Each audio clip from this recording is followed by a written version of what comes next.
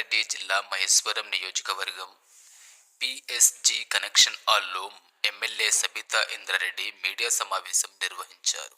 CM Revanth రెడ్డిపై విరుచుకుపడ్డ Maheshwaram MLA Sabitha Indra Reddy Telangana రాష్ట్రంలో కాంగ్రెస్ ప్రభుత్వం రైతులను నట్టెట్ట ముంచిందని ఆరోపించారు. మాజీ మంత్రి సబితా ఇంద్రారెడ్డి అమలు కాని హామీలు ఇచ్చి కాంగ్రెస్ ప్రజాప్రభుత్వం ప్రజలను మూడేళ్లుగా మోసం చేస్తుందని మండిపడ్డారు. రంగారెడ్డి జిల్లా మరియు మహేశ్వరం నియోజకవర్గ పరిసర ప్రాంత ప్రజలకు ఇప్పటికీ 5 సార్లు రైతు బంధు ఇవ్వాల్సి ఉండగా కేవలం 2 సార్లు మాత్రమే కాంగ్రెస్ ప్రభుత్వం ఇవ్వడం జరిగిందని ఎమ్మెల్యే సబితా ఇంద్రారెడ్డి గారు మండిపడ్డారు.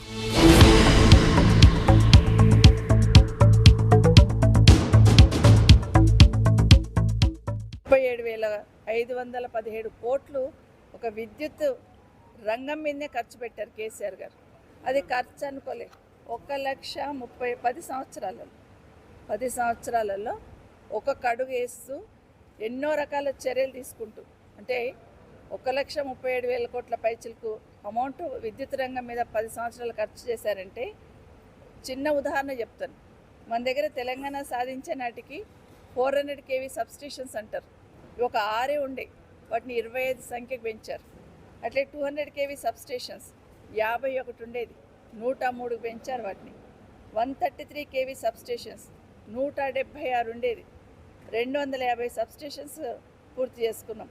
33 kV సబ్స్టేషన్స్ 2,138 ఉంటే 3,200 సంఖ్య పెంచారు. అప్పుడు ఒక్కొక్క దగ్గర పవర్ కట్ ఎట్లా ఉంటుండే, ట్రాన్స్ఫార్మర్లు ఎట్లా పేలిపోతుండే, ట్రాన్స్ఫార్మర్ కొత్తది ఇవ్వాలంటే రైతులు ఏ విధంగా తంటాలు పడుతుండ్రి, ట్రాన్స్ఫార్మర్ కాలిపోయిందంటే రైతు అనేటోడు ఆటోలోనో ట్రాక్టర్లోనో వేసుకొని పోయి ఏ విధంగా రిపేర్ చేసుకుంటుండే.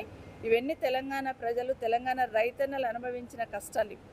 ఇవేవీ లేకుండా, రైతుకి ఇబ్బంది లేకుండా, ట్రాన్స్ఫార్మర్లు పేలిపోకుండా, వీటి కెపాసిటీ, సబ్స్టేషన్స్ కెపాసిటీ పెంచుకుంటూ ఎక్కడ ఇబ్బంది లేకుండా చేసి 24 గంటల పవర్ ఈరోజు కేసీఆర్ గారు ప్రతి రైతుకు అందేటట్టు చేసిన సందర్భం మనం చూస్తున్నాం. ఇవన్నీ చేస్తున్నారు కాబట్టి రైతు అనేవాడు బాగా వ్యవసాయం చేసుకోగలిగింది. ఒక చెరువులు బాగు చేయడమే కాదు, ఫస్ట్ మనం ప్రాజెక్టులు ఏం చేయాలని కాళేశ్వరం, పాలమూరు రంగారెడ్డి 2 ప్రాజెక్ట్స్, కాళేశ్వరం ప్రాజెక్టు కానీ, పాలమూరు రంగారెడ్డి కానీ, సీతారామ ప్రాజెక్టు కానీ, పెండింగ్ ప్రాజెక్టులన్నీ కూడా పూర్తి చేసుకుంటూ, పెండింగ్ ప్రాజెక్టులన్నీ కూడా పూర్తి చేయాలనే సంకల్పంతో కేసీఆర్ గారు పని మొదలుపెట్టారు. కాళేశ్వరం లాంటి ప్రాజెక్టు ప్రపంచంలో అతి ఎత్తైన లిఫ్ట్ ఇరిగేషన్ ఎక్కడ ఉందంటే అది భారతదేశంలో, తెలంగాణలో అనేంత గొప్పగా కేసీఆర్ గారు చేశారు. కాళేశ్వరం అంటే ఒక కాళేశ్వరం కాదు, దాంట్లో ఎన్నో కాంపనెంట్లు ఉండి ఎన్నో రిజర్వాయర్లు కట్టి కేసీఆర్ గారు పూర్తి చేసుకున్నారు. దాన్ని పూర్తి చేసిన తర్వాతనే రైతుకి నీళ్ళు అందించగలిగినాం. ఈ చెరువులు బాగు చేసుకున్న చెరువులను ఆ ప్రాజెక్టులో భాగంగా నింపుకోవడం జరిగింది. ఉదాహరణకి ఒకరోజు రివ్యూ మీటింగ్లో నేనున్నాను.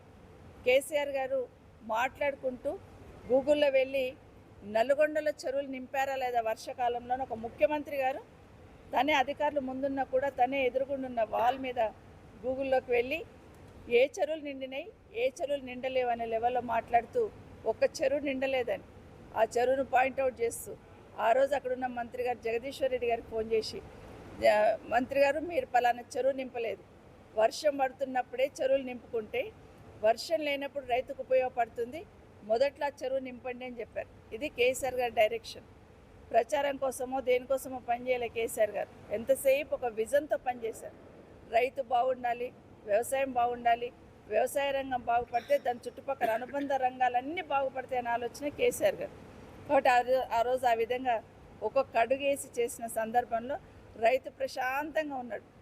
రైతుకి నిజంగా ప్రభుత్వం వెన్నెముకలా పనిచేసింది ఆ రోజు. అది కేసీఆర్ గారి విజన్.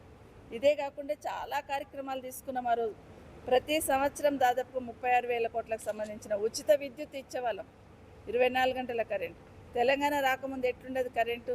ఆ రోజు నేను ఉన్నాను. 7 గంటల కరెంట్ ఇస్తే 3 గంటలు ఉదయం ఇస్తే 4 గంటలు రాత్రి ఇచ్చేవాళ్ళు. పొలం దగ్గరికి రైతు పోతే పాము కాట్లకు చనిపోయిన సందర్భాలు ఎన్నో ఉన్నాయి. గ్రామాల్లోకి వెళ్తున్నప్పుడు అమ్మ కరెంట్ 7 గంటలు కనీసం డే టైంలో ఇవ్వండి అంటే కూడా ఇవ్వలేని పరిస్థితి ఆ రోజు.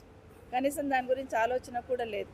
కానీ కేసీఆర్ గారు వచ్చిన తర్వాత 24 గంటల కరెంటు రైతులు వాడుకోకపోయినా పర్వాలేదు, కానీ ఇవ్వండి. వాళ్ళకి ఎప్పుడు వీలుంటే అప్పుడు వాడుకుంటారు. పంటలు అమ్ముకొని వచ్చి సాయంత్రం వచ్చినా కనీసం వాడుకుంటారు.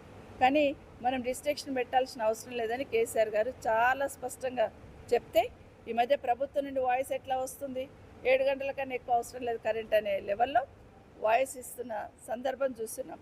ఇది ప్రజలు గమనిస్తున్నారు, రైతులు కూడా గమనిస్తూ ఉన్నారు. ఇదే కాకుండా రైతుకి ఇంకొకటి పెట్టుబడి కావాలి. వర్షం పడిందంటే